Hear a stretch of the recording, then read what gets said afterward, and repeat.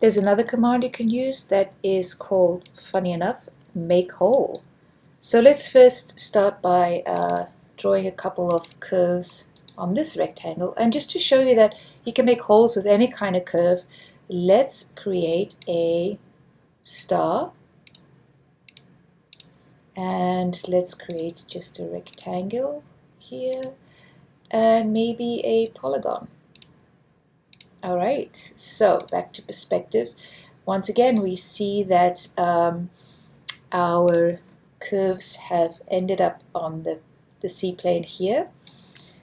Let me show you another method of moving those. So I'm going to select them here from the top view, and I'm going to use my move command. So move, and I'm going to tell it I want it to move from this corner here.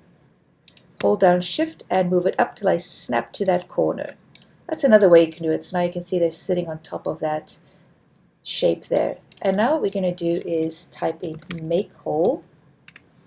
Select planar curves. Select planar closed curves. Let's start with this one here. And then select a surface or polysurface. So in the previous example, we had to select the actual surface, but here we can just select the polysurface. There we go. And you can see it's asking me what depth do I want to make the hole at. So if I don't want to go all the way through, I'm going to go into my front view and go about halfway. There we go. Similarly, I can do make hole, select this here, and maybe this time I want to go all the way through. So let's just shade this so you can see what's going on here. This time I'm going to go all the way through. Boom. And let's do that one more time. Make hole with this one here. Select the surface, and maybe this one's really shallow.